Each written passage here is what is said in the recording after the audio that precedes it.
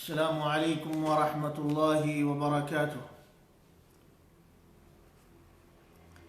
الحمد للہ رب العالمین والصلاة والسلام علی سید الانبیاء والمرسلین نبینا محمد وعلی آلہ وصحبہ اجمعین ومن تبعهم بإحسان إلى يوم الدین، اما بعد فحیاکم اللہ وبیاکم فی روضۃ من ریاض الجنہ۔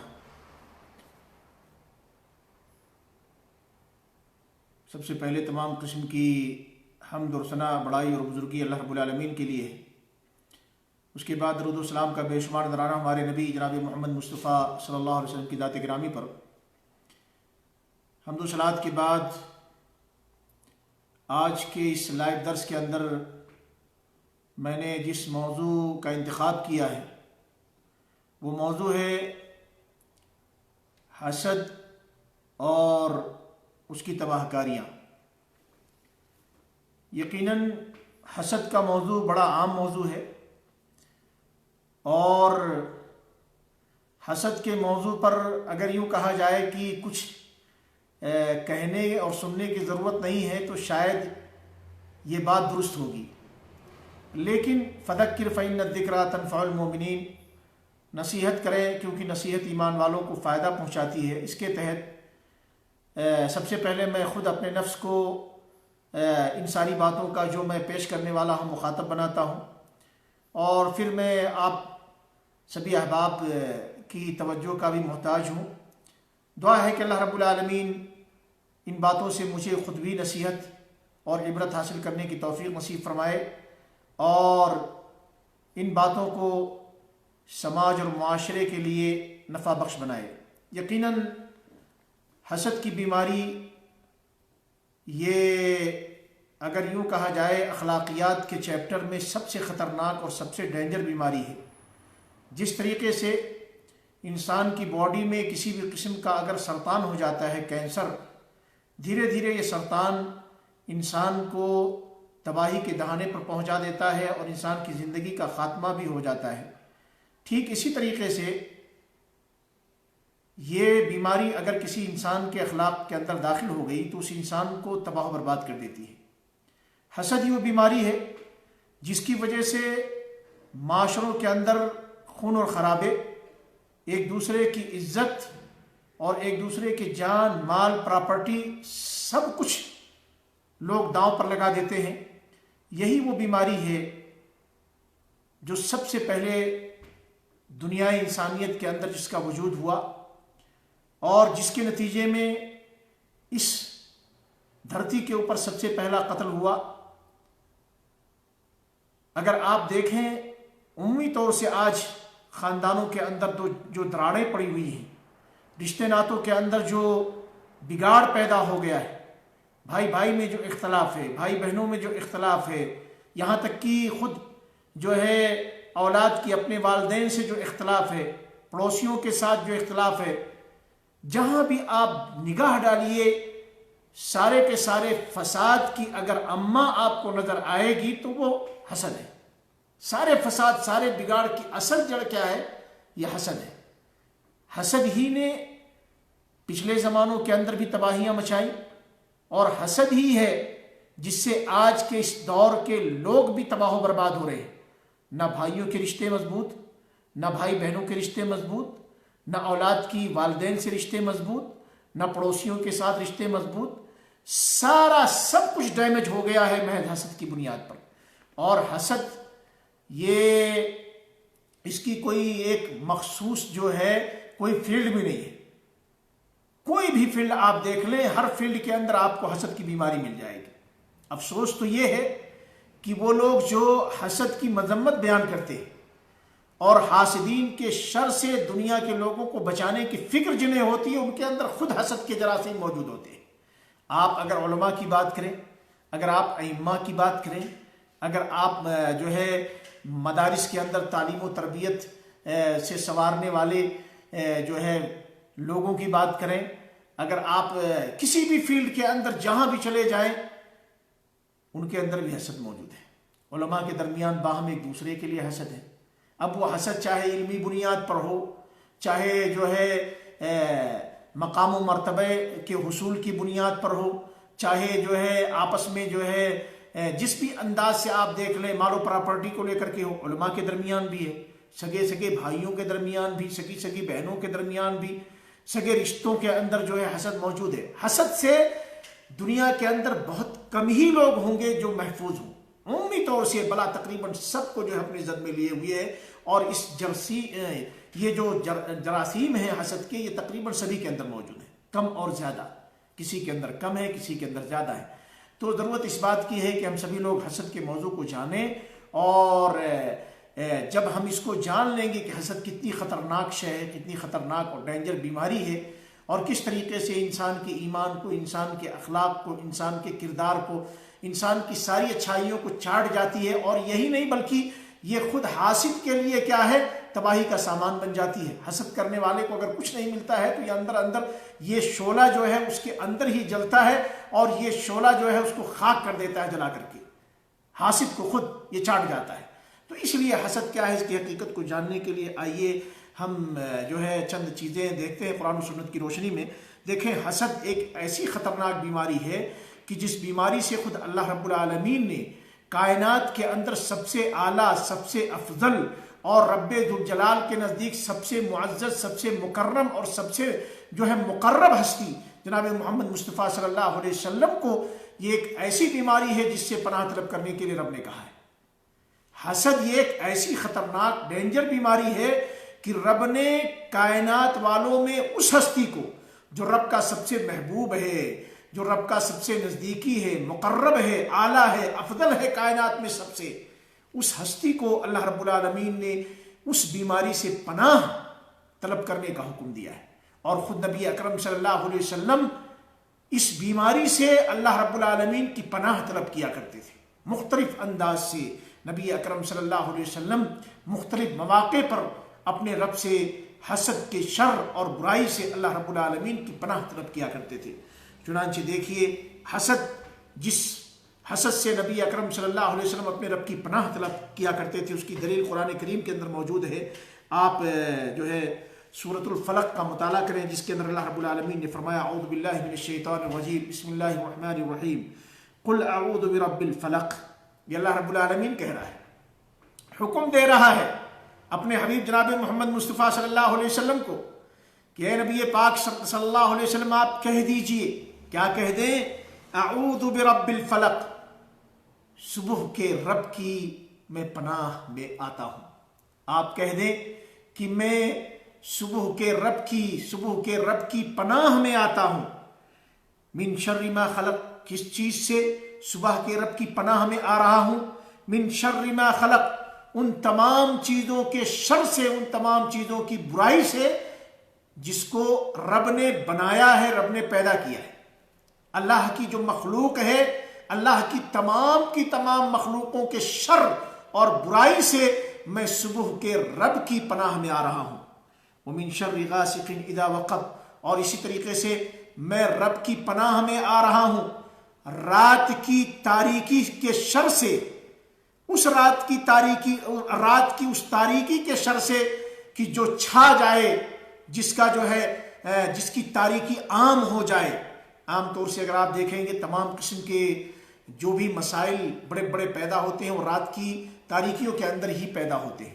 اگر آپ یوں دیکھیں، دشمن حملے کرتے رات کی تاریکی کا سہارا لے کر کے، چور گھروں کے اندر چوری کرتے وہ رات کی تاریکی کا سہارا لے کر کے، جو ہے اسی طریقے سے ڈاکے ڈالے جاتے رات کی تاریکیوں کے اندر، اسی طریقے سے بے حیائی، بے شرمی، فحاشی کے کام کو عمومی طور سے انجام دیا جاتا ہے رات کی تاریکیوں کے اندر۔ اسی طریقے سے موذی جانور، پھاڑ کھانے والے جانور، یہ انسانوں کو تکلیف پہنچاتے ہیں رات کی تاریکیوں کے اندر۔ شیطان اور جنات بھی لوگوں کو اذیت سے دوچار کرتے ہیں رات کی تاریکیوں کے اندر۔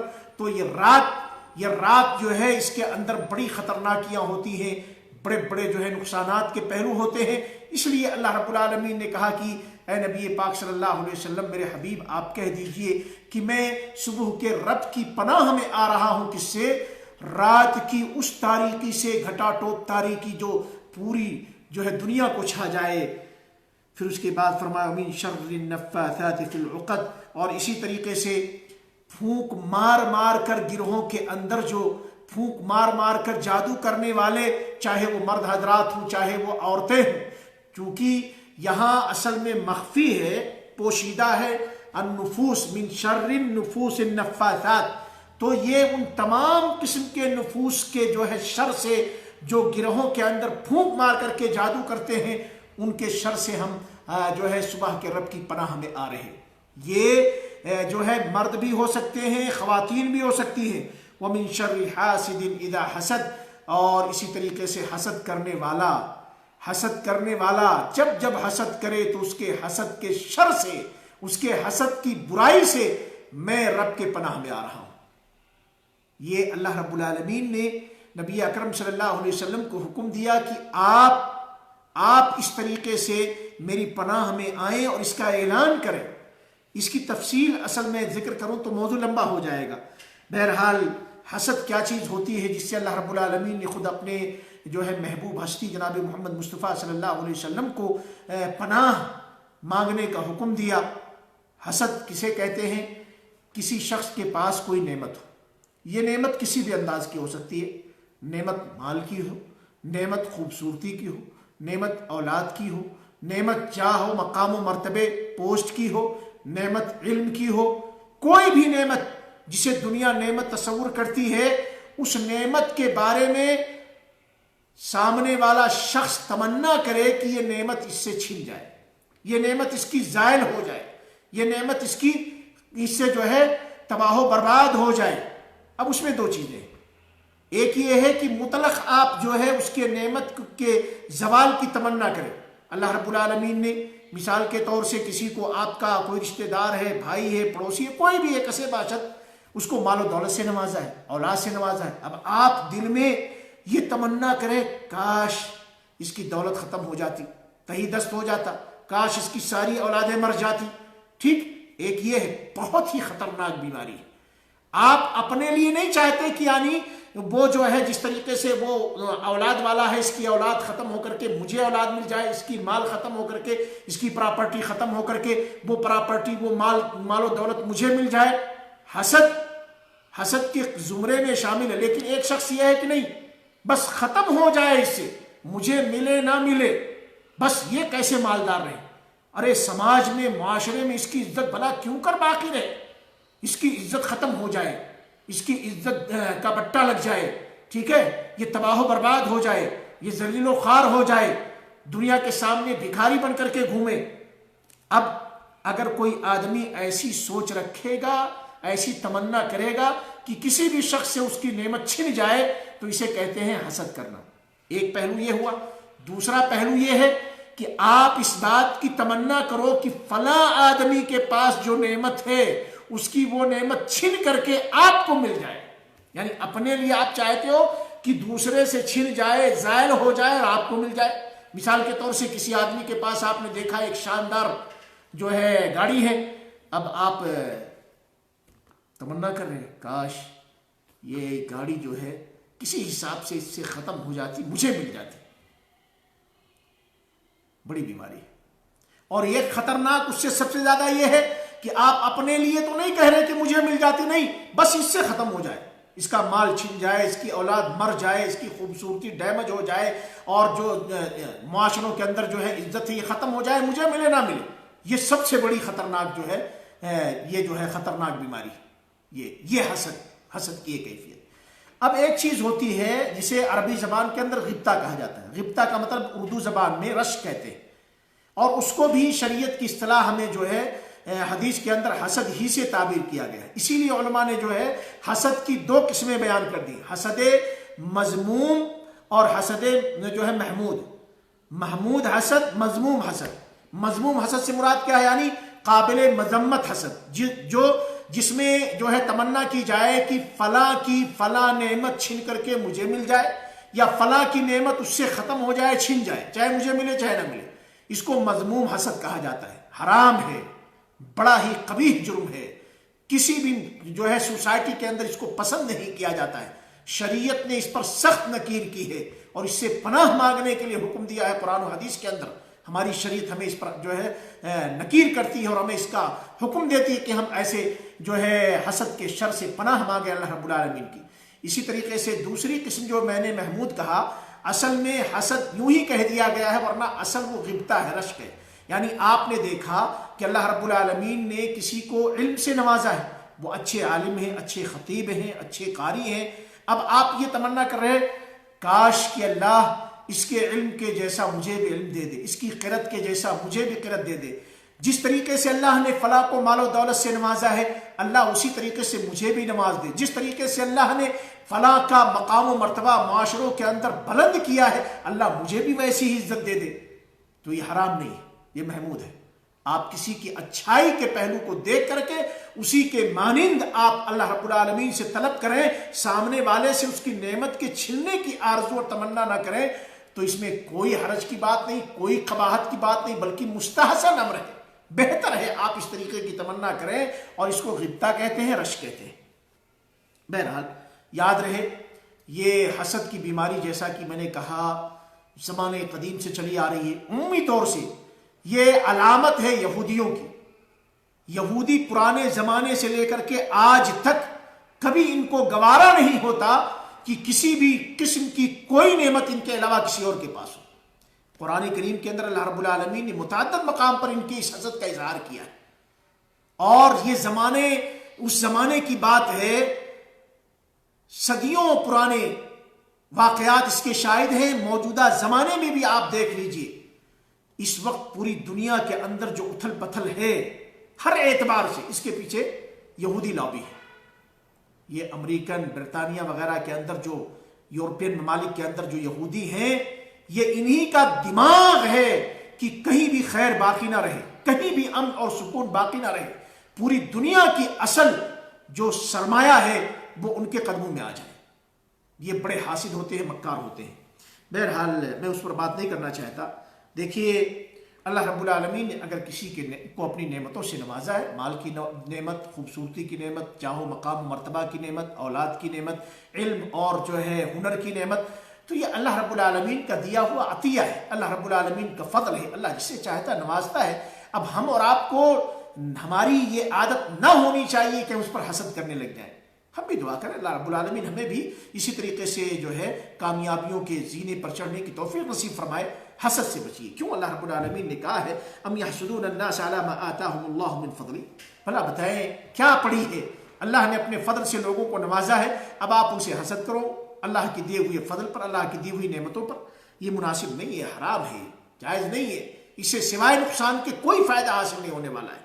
دیکھیے صحیح بخاری اور صحیح مسلم کے اندر حدیث موجود ہے، حدیث کے راوی انس بن مالک رضی اللہ تعالیٰ عنہ ہیں، کہتے ہیں کہ اللہ کے نبی صلی اللہ علیہ وسلم نے فرمایا ہے، دیکھیے بالکل واضح کلیئر جو ہے شاہراہ دی ہے اللہ رب العالمین کے جناب محمد مصطفیٰ صلی اللہ علیہ وسلم، اللہ کے محبوب نے۔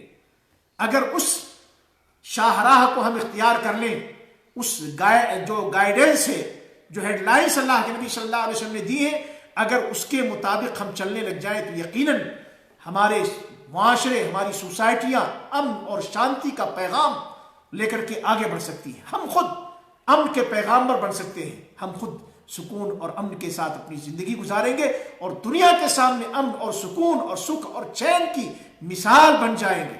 وہ نمونے کیا ہیں، وہ ہیڈ لائنس، وہ گائیڈنس کیا ہیں؟ اللہ کے نبی صلی اللہ علیہ وسلم نے فرمایا لا تباغضوا ولا تحاسدوا ولا تدابروا، اے لوگوں سنو، آپس میں ایک دوسرے سے بغض نہ رکھو۔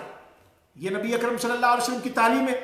ہم اپنے گریبانوں میں ذرا منہ ڈال کر جھانکیں، اپنا جائزہ لیں، خاص طور سے مسلمان اس زمانے کا کہیں بھی رہتا ہو دنیا کے کسی بھی کونے میں، مسلمان سوسائٹیاں، مسلم معاشرے اور مسلمانوں کی ذمہ داری ہے کہ ہم اپنے آپ کا جائزہ لیں۔ اس حدیث کے مطابق آئیے ہم اپنا جائزہ لیں، آپ اپنا جائزہ لیں، پتہ یہ چلے گا جن چیزوں سے اللہ کے نبی صلی اللہ علیہ وسلم نے منع کیا تھا، آج امت مسلمہ کی اکثر مسلمان ان بیماریوں کے اندر، ان جراثیم کے اندر مبتلا، وہ ساری کی ساری خطرناکیاں ان کے اندر پائی جاتی ہیں۔ اللہ کے نبی صلی اللہ علیہ وسلم نے فرمایا تھا لا تباغضوا، اے لوگوں آپس میں ایک دوسرے سے بغض نہ رکھنا، کینہ کدورت نہ رکھنا، دلوں کے اندر بغض، عداوت، دشمنی۔ آج کیا یہ چیزیں ہمارے اندر واقعی ہیں؟ ایسی کہ نہیں ہے؟ غور کیجیے، ہر شخص ایک دوسرے کے لیے دلوں کے اندر نہ جانے کتنے کینے لیے بیٹھا ہے، نہ جانے کتنی دشمنیاں لے کر کے بیٹھا ہے۔ ایک عالم دوسرے عالم کو اپنی آنکھوں سے دیکھنا نہیں چاہتا، ایک مولوی دوسرے مولوی کو دیکھنا نہیں چاہتا، ایک رشتہ دار دوسرے رشتہ دار کو دیکھنا نہیں چاہتا۔ حالت تو یہ ہے کہ سگے بھائی ایک دوسرے سے بالکل ایک دوسرے سے ایسا ماحول بنا رکھا ہے لوگوں نے، ایک دوسرے کو دیکھنا گوارا نہیں۔ سگے بھائیوں کا معاملہ یہ ہے، چاہتے ہیں کس حساب سے تباہ ہو جائے، برباد ہو جائے۔ اور اس کے بعد آگے کی جو بیماریاں ہیں، سگے رشتے، سگے جو ہے خاص خونی رشتے، ان ساری بیماریوں کو اپنے اندر جو ہے سمیٹے ہوئے۔ اللہ کے نبی صلی اللہ علیہ وسلم نے فرمایا تھا لا تباغضوا، ایک دوسرے سے بغض نہ رکھنا۔ ہمارا حال بغض و عداوت ہی کا ہے۔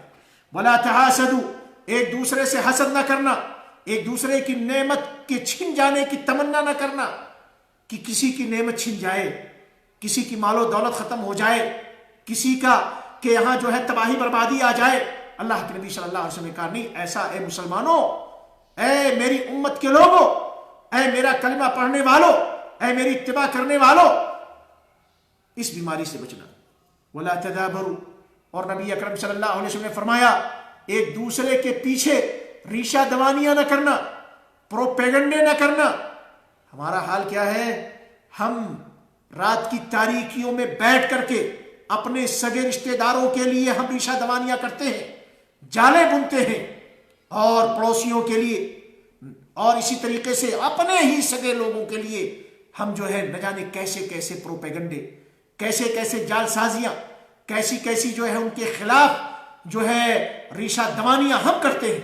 حالت یہ ہے، اگر آپ اس وقت کورٹ کے اندر، میں چونکہ میرا تعلق ہندوستان سے ہے اس لیے ہندوستان کے کورٹ کے بارے میں کہہ رہا ہوں، اور یہی حال دنیا کے کورٹ کا ہے، جہاں بھی آپ چلے جائیں، جس بھی ملک کے اندر دیکھ لیں، سب سے زیادہ بڑی تعداد میں کورٹ کے اندر موجود ہونے والے مسلمان لوگ ہیں، اور مسلمان وہ بھی ایک دوسرے کے خلاف فراڈ کرنے والے، ایک دوسرے کے خلاف سازش کرنے والے، ایک دوسرے کے خلاف ریشہ دوانیاں کرنے والے، اور جن کے خلاف سازشیں کرتے وہ ان کے اپنے سگے لوگ ہوتے ہیں۔ یہ بڑے بڑے دوسروں کی بات ہم کیا کریں، یہ وہ حضرات کرتے ہیں جو جبہ و دستار والے، جو اللہ رسول کا ہمیشہ نام لینے والے، ہاتھوں میں تسبیحیں اور پیشانیوں کے اوپر، جبینوں کے اوپر گھٹے پڑے ہوئے ہیں نمازوں کے، اور داڑھی ماشاء اللہ نورانی چہرے، لیکن دل اتنے ہی کالے، ہر وقت اپنے ہی مسلمان بھائیوں کی زمین جائیداد، عزت، ناموس کو مٹانے کے در پہ ہوتے ہیں۔ ریشہ دوانیاں، پروپیگنڈے، اسی طریقے سے جال سازیاں، مکاریاں اور فراڈ کے کیس، یہ مسلمان اور یہ اللہ رسول کے نام لیوا جھوٹے، یہ اس میں پیش ہوتے ہیں۔ اللہ کے نبی صلی اللہ علیہ وسلم نے فرمایا ایک دوسرے سے بغض نہ رکھنا، ایک دوسرے کے خلاف حسد نہ کرنا، ایک دوسرے کے خلاف ریشہ دوانیاں نہ کرنا، پیٹھ پیچھے سازشیں نہ کرنا۔ وَكُونُوا عِبَادَ اللَّهِ إِخْوَانًا، اے اللہ کے بندو بھائی بھائی بن کے رہنا، اللہ کے بندو بھائی بھائی بن کے رہنا۔ ہم کہاں بھائی بھائی ہیں؟ بھائی اپنے سگے بھائی کا گلا کاٹنے کے لیے تیار ہے، رشتہ دار کا گلا کاٹنے کے لیے تیار ہے، پڑوسی کا گلا ناپنے کے لیے تیار ہے، اور سب سے زیادہ اس بیماری کے اندر جو ملوث وہ قوم امت مسلمہ ہے، مسلمانوں کی ٹیم سب سے زیادہ ان بیماریوں کے اندر، ان جراثیم کے اندر مبتلا ہے۔ اللہ تعالیٰ ہم سبھی لوگوں کو ہدایت کی توفیق نصیب فرمائے۔ اور اگر ہمارے اندر یہ بیماریاں ہیں تو ہمیں چاہیے کہ اللہ رب العالمین سے توبہ کر لیں۔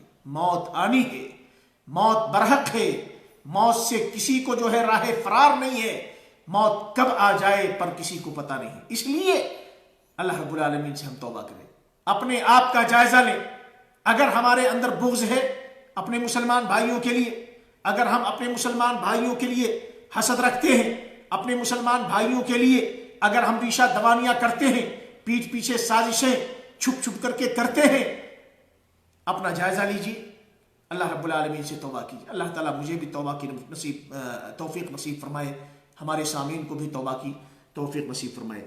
دیکھیں صحیح مسلم کے اندر یہ جو ہے، جو میں نے روایت پڑھی ہے، صحیح بخاری صحیح مسلم دونوں کے اندر موجود ہے، اور صحیح مسلم کے اندر حدیث ہے، ابو سعید خدری رضی اللہ تعالیٰ عنہ حدیث کے راوی ہیں، کہتے ہیں کہ جبریل امین نبی اکرم صلی اللہ علیہ وسلم کی خدمت میں حاضر ہوئے، اور یہ اس وقت کی بات ہے جب نبی اکرم صلی اللہ علیہ وسلم کو کچھ تکلیف لاحق ہو گئی تھی، آپ صلی اللہ علیہ وسلم کو کچھ اذیت پہنچ گئی تھی بعض دشمنوں کی جانب سے۔ تو جب نبی اکرم صلی اللہ علیہ وسلم کے پاس جبرائیل امین آئے، آ کر کے عرض کیا، کہنے لگے یا محمد اشتکیتا، اے محمد صلی اللہ علیہ وسلم آپ کو شکایت لاحق ہوئی ہے، آپ تکلیف سے دو چار ہیں؟ فقال نعم، اللہ کے نبی صلی اللہ علیہ وسلم نے فرمایا کہ ہاں مجھ کو شکایت لاحق ہے، مجھے اذیت پہنچی ہے۔ قال، اس کے بعد جبرائیل امین نے کہا، اب جب دیکھا کہ نبی اکرم صلی اللہ علیہ وسلم کچھ تکلیف ہے، آپ کو شکایت ہے، جبرائیل امین آئے اور آ کر کے انہوں نے نبی اکرم صلی اللہ علیہ وسلم پر دم کیا، جھاڑ پھونک جسے کہتے ہیں، شرعی جھاڑ پھونک، کہنے لگے بسم اللہ ارقیک من کل شیء یؤذیک، بسم اللہ ارقیک من کل شیء یؤذیک ومن شر کل نفس او عین حاسد اللہ یشفیک، بسم اللہ ارقیک۔ یہ دم اور جھاڑ پھونک کا سب سے بہترین نسخہ ہے، سب سے قیمتی نسخہ، بیش بہا نسخہ ہے۔ جب بھی کوئی کسی قسم کی بیماری میں، تکلیف میں مبتلا ہو، کسی بھی قسم کی اس کو ٹینشن ہو، اس کو درد کا احساس ہو، رنج و غم ہو، تو انسان کو چاہیے کہ خود بھی اپنے اوپر یہ پڑھ کر کے جو ہے صیغے بدل لے، اپنے اوپر دم کر لے، یا اگر میں آپ کے پاس پہنچا، میں نے دیکھا کہ آپ تکلیف میں مبتلا ہیں، تو مجھے چاہیے یہ نسخہ، جبرائیل امین کا لایا ہوا نسخہ، اس نسخے پر عمل کریں اور اس کے ذریعے سے دم کریں سامنے والے کے اوپر۔ وہ نسخہ کیا ہے؟ جب ہم دیکھیں کہ کوئی تکلیف میں مبتلا ہے تو ہم کہیں بسم اللہ ارقیک من کل شیء یؤذیک من شر کل نفس او عین حاسد اللہ یشفیک، اللہ یشفیک، بسم اللہ ارقیک۔ اس کا مطلب کیا ہے؟ بسم اللہ ارقیک، اللہ کے نام سے میں آپ کے اوپر دم کر رہا ہوں، اللہ کے نام سے میں آپ کے اوپر دم کر رہا ہوں۔ کس چیز سے دم کر رہا ہوں؟ مقصد کیا ہے؟ من کل شیء یؤذیک، ہر وہ چیز جو آپ کو اذیت پہنچا رہی ہے، جو آپ کو تکلیف دے رہی ہے، اس سے میں کیا ہے دم کر رہا ہوں آپ کے اوپر۔ ومن شر کل نفس، اور ہر نفس کے شر سے، ہر نفس کی برائی سے میں آپ کے اوپر دم کر رہا ہوں۔ او عین حاسد، یا اسی طریقے سے حسد کرنے والی جو نگاہ ہے، بری نگاہ، حسد کرنے والی جو نگاہ ہے، اس کے شر سے میں جو ہے آپ کے اوپر دم کر رہا ہوں۔ اللہ یشفی کا، اللہ آپ کو شفا دے، اللہ آپ کو تمام قسم کی تکلیفوں سے، اللہ آپ کو ہر جو ہے نفس کے شر سے، اللہ رب العالمین آپ کو حسد کرنے والی آنکھ سے، اللہ رب العالمین آپ کو ان کے شر سے بچائے، آپ کو شفا نصیب فرمائے۔ اللہ کا نام لے کر کے میں آپ کے اوپر دم کر رہا ہوں، اللہ کا نام لے کر کے میں آپ کے اوپر دم کر رہا ہوں۔ یہ ہے وہ نسخہ جسے جبرائیل امین لے کر کے جناب محمد مصطفیٰ صلی اللہ علیہ وسلم کی خدمت میں حاضر ہوئے، جبکہ اللہ کے نبی صلی اللہ علیہ وسلم کو تکلیف ہو رہی تھی، آپ کو تکلیف تھی، جبرائیل یہ نسخہ لے کر کے آئے۔ اب ہماری ڈیوٹی کیا ہے؟ اس سے ہمیں سبق کیا مل رہا ہے کہ جب بھی ہم اپنے کسی بھائی کو، کسی ساتھی کو، کسی بھی شخص کو اس طریقے سے اذیت میں مبتلا دیکھیں، تکلیف سے دو چار دیکھیں، تو اس کے پاس جا کر کے انہی الفاظ کے ذریعے سے ہم اس کے اوپر دم کریں۔ الفاظ یاد کر لیجئے، بسم اللہ ارقیک من کل شیء یؤذیک ومن شر کل نفس او عین حاسد اللہ یشفیک، بسم اللہ ارقیک۔ یہ الفاظ ہیں، ان کے ذریعے سے دم کرنا چاہیے، جبرائیل امین کا لایا ہوا نسخہ ہے۔ بہرحال یہ دیکھیں، اب جو ہے باتیں اور بھی بہت سی ہیں لیکن وقت زیادہ ہو گیا ہے۔ میں انشاءاللہ پارٹ نمبر 2 لے کر کے کل آپ کی خدمت میں حاضر ہوں گا، حسد سے متعلق مزید کچھ باتیں۔ میں نے یہ کہا تھا کہ حسد کی 2 قسمیں جو میں نے آپ کے سامنے ذکر کیا، یہ مذموم ہے، اور حسد جس کو لوگ حسد کا نام دیتے ہیں، حالانکہ وہ ہے غبطہ، رشک ہے جو محمود ہے، اور اس کی تشریح بھی میں نے کر دی کہ یعنی آدمی کسی کے پاس کوئی خیر اور بھلائی دیکھ رہا ہے، اللہ رب العالمین سے کہہ رہا ہے کہ اللہ اس کے خیر کے جیسا مجھے بھی خیر نصیب فرما دے۔ یہ تمنا نہیں کر رہا کہ اس کا خیر چھن جائے، ختم ہو جائے، زائل ہو جائے، برباد ہو جائے، مجھے مل جائے، نہیں۔ اے اللہ جس طریقے سے تو نے میرے فلاں ساتھی کو مال سے نوازا ہے، اولاد سے نوازا ہے، اے اللہ مجھے بھی نواز دے۔ جس طریقے سے اس کو معاشرے کے اندر عزت دیے، اللہ مجھے بھی عزت نصیب فرما دے، تو یہ اچھی بات ہے۔ اس طریقے سے آدمی کو دعا کرنی چاہیے، اپنے اندر یہ جذبہ لانا چاہیے، اچھی بات ہے، اس سے ترقیاں پاتے ہیں، اس سے جو ہے لوگ جو ہے اچھائیوں کی طرف آگے بڑھتے ہیں، خیر پیدا ہوتا ہے معاشروں کے اندر۔ اللہ رب العالمین ہم سارے لوگوں کو توفیق نصیب فرمائے کہ ہم جو ہے حسد، جو مذموم حسد ہے، جس میں جو ہے کسی کی نعمت کا چھین جانا، اس کی نیت انسان کے اندر ہوتی ہے، تمنا ہوتی ہے، ایسی ہر قسم کی حسد سے رب ذوالجلال ہمیں بچنے کی توفیق نصیب فرمائے اور دوسروں کو بھی بچانے کی فکر کرنے کی توفیق نصیب فرمائے۔ دیکھیں میں بات کو مکمل کر دیتا ہوں۔ حدیث اصل میں یہ حدیث ہے صحیحین کے اندر، صحیح بخاری صحیح مسلم دونوں کے اندر ہے۔ عبداللہ ابن عمر رضی اللہ تعالیٰ عنہما حدیث کے راوی ہیں، کہتے ہیں کہ اللہ کے نبی صلی اللہ علیہ وسلم نے فرمایا ہے لا حسد الا فی اثنتین، یعنی حسد جائز نہیں ہے مگر دو چیزوں میں۔ رجل آتاہ اللہ القرآن، ایک شخص وہ ہے جس کو اللہ نے قرآن کا علم دیا، فہو یقوم به آناء اللیل وآناء النہار، اس قرآن کے احکام کے مطابق وہ رات کے حصوں میں، دن کے حصوں میں، رات اور دن قرآن کے احکام کو فالو کرتا ہے، اس کے مطابق عمل کرتا ہے۔